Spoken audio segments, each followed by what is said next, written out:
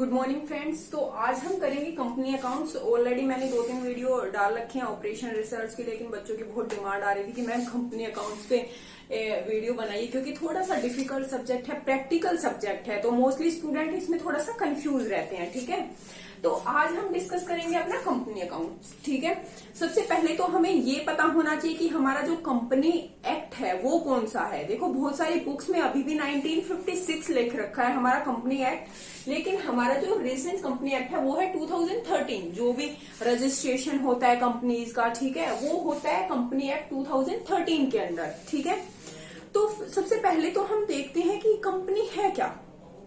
एक artificial person है जिसकी लिमिटेड लाइबिलिटी होती है। ठीक है, कोई पर्सन कॉमन सील होती है, डिफरेंट एंटिटी होती है, सेपरेट एंटिटी होती है फ्रॉम इट्स शेयर होल्डर्स। ठीक है, तो कंपनी वही होती है आर्टिफिशियल पर्सन जिसके कॉमन सील के नाम से हम पहचानते हैं। कोई स्टैंप लगी होती है किसी कंपनी की तो हमें आइडिया चलता, हमें पता लगता है कि ये पर्टिकुलर उस कंपनी की सील है, ये वो कंपनी है। ठीक है, तो सबसे पहले हम डिस्कस करेंगे फीचर्स। ठीक है, सबसे पहला फीचर है हमारा आर्टिफिशियल पर्सन। कंपनी का आर्टिफिशियल पर्सन होती है, विजिबल तो नहीं होती। कौन है वो पर्सन? आर्टिफिशियल है। कॉमन सील है, एक स्टैंप होती है, कॉमन सील होती है हर एक ऑर्गेनाइजेशन की, हर एक कंपनी की अपनी खुद की। ठीक है, लिमिटेड लाइबिलिटी होती है। Perpetual life. परपेचुअल लाइफ का मतलब यहाँ पर क्या है, देखो कोई शेयर होल्डर था या फिर कोई एम्प्लॉय था, उसने रिटायरमेंट ले ली, हो सकता है किसी की डेथ हो गई, ठीक है, किसी का दिवालिया निकल गया, तो उस चीज से कंपनी को कोई इफेक्ट नहीं होता, कंपनी को कोई फर्क नहीं पड़ता। ठीक है, परपेचुअल लाइफ है, वो तो अपना एग्जिस्ट है, चलती रहेगी, वो जैसा काम हो रहा है। ठीक है, separate entity from its share holders. Share holders होते हैं बहुत सारे, बोर्ड ऑफ डायरेक्टर्स होते हैं। ठीक है, तो सेपरेट एंटिटी होती है। आपने बहुत सारे अकाउंट्स बनाए हैं जिसमें क्या होता है भाई, शेयर होल्डर्स हैं, कोई ओनर है, अगर वो कोई डील कर रहा है तो उसका अलग अकाउंट बनेगा। जो कंपनी का मेन अकाउंट है उसमें हम एज ए ड्रॉइंग उसको शो करेंगे, एज ए कैपिटल उसको शो करेंगे। ठीक है, तो सेपरेट एंटिटी होती है फ्रॉम इट्स शेयर होल्डर्स। ठीक है, तो फीचर्स हमने डिस्कस कर लिए, मीनिंग हमने डिस्कस कर लिया। ठीक है, अब हम डिस्कस करेंगे व्हाट इज शेयर्स। ठीक है, कितने टाइप्स के होते हैं शेयर्स। तो जो कंपनी की ऑथराइज्ड कैपिटल होती है, जो भी कंपनी की ऑथराइज्ड कैपिटल है, ठीक है, उसको स्मॉल स्मॉल यूनिट्स में डिवाइड कर दिया। ठीक है, उसी को हम शेयर बोलते हैं। 10 लाख का आपका बिजनेस है, 10 लाख की आपकी ऑथराइज्ड कैपिटल है। ठीक है, आपको शेयर्स इश्यू करने हैं 2 लाख रुपए के। ठीक है, 2 लाख रुपए के शेयर्स इश्यू आपको करने हैं, तो कंपनी की जो ऑथराइज्ड कैपिटल थी उसको डिवाइड कर दिया, उसको स्प्लिट कर दिया इनटू यूनिट्स, उसी को हम शेयर्स बोलते हैं। ठीक है, अब शेयर्स हमारे पास 2 टाइप के होते हैं, इक्विटी शेयर्स है, प्रेफरेंस शेयर्स है। ठीक है, प्रेफरेंस शेयर्स जिनको प्रेफरेंस मिलती है। ठीक है, जब भी कंपनी बंद होती है, वाइंड अप होती है, तो उस टाइम पे सबसे पहले इनको इनका पैसा वापस किया जाता है, सबसे पहले इनको डिविडेंड पे किया जाता है। ठीक है, मतलब प्रेफरेंस शेयर्स को हर एक चीज में प्रेफरेंस मिलती है। ठीक है, डिविडेंड पे करते टाइम भी वाइंड अप हो रहा है और पेमेंट हो रही है उनके पैसे की, तो इनको प्रेफरेंस मिलेगा। ठीक है, इक्विटी शेयर्स, इनके पास वोटिंग राइट होता है, इनके पास ओनरशिप होती है। ठीक है, अनलिमिटेड लाइबिलिटी होती है इनकी लिमिटेड लाइबिलिटी होती है। ठीक है, तो ये है हमारे इक्विटी शेयर्स, ये है हमारे प्रेफरेंस शेयर्स। अब इनमें भी बहुत सारे टाइप्स आ जाते हैं, वो भी हम डिस्कस करेंगे। क्यूमुलेटिव है, नॉन क्यूमुलेटिव है, पार्टिसिपेटिव है,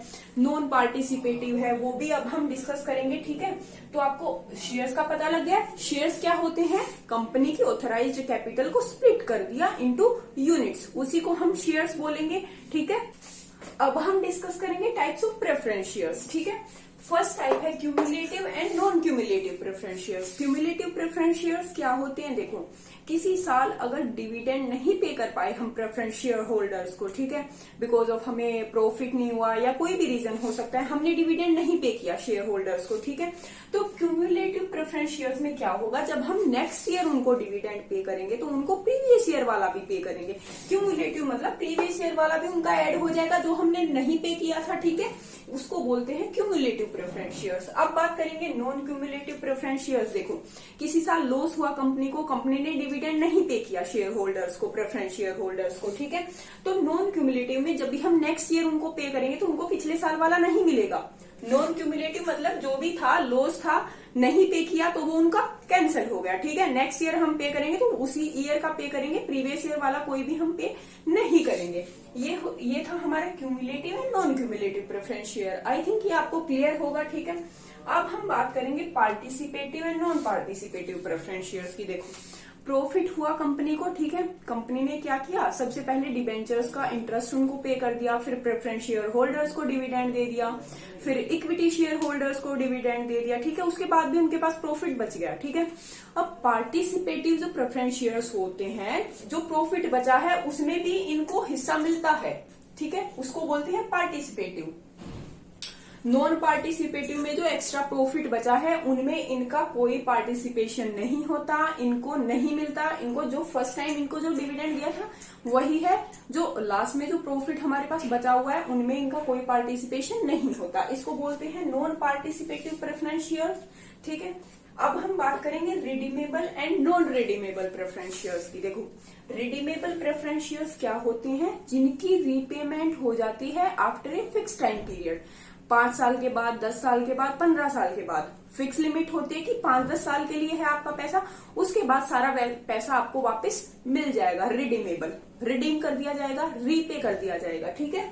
नॉन रिडीमेबल में ऐसा नहीं होता, इसकी लाइफ फिक्स नहीं होती। जब भी कंपनी वाइंड अप होगी, 20 साल 25 साल, कोई भी फिक्स टाइम पीरियड नहीं है, उसी टाइम पे इनका पैसा वापस किया जाएगा। इसको बोलते हैं नॉन रिडीमेबल प्रेफरेंस शेयर्स, ठीक है। आई थिंक ये आपको क्लियर होगा। अब हमारे पास आती है कैपिटल। 3 टाइप की कैपिटल होती है, अब वो डिस्कस करेंगे हम, ठीक है। उसके बाद मैं आपको बताऊंगी कि इसके प्रैक्टिकल क्वेश्चंस कैसे करते हैं, एंट्रीज कैसे करते हैं, वो सारी चीजें हम डिस्कस करेंगे, ठीक है। सबसे पहले हम डिस्कस कर लेते हैं 3 टाइप्स ऑफ कैपिटल। अब हम डिस्कस करेंगे टाइप्स ऑफ कैपिटल, ठीक है। टाइप्स ऑफ कैपिटल कौन कितने टाइप की होती है वो अब हम देख लेते हैं। सबसे पहले है ऑथराइज्ड कैपिटल, ठीक है। ऑथराइज्ड कैपिटल है हमारे पास। सेकंड कौन सी आती है हमारे पास, इशूड कैपिटल। थर्ड आती है हमारे पास सब्सक्राइब्ड कैपिटल।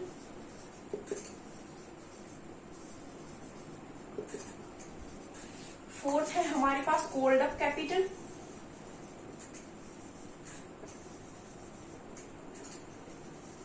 ठीक है, और फिफ्थ है हमारे पास पेड अप कैपिटल।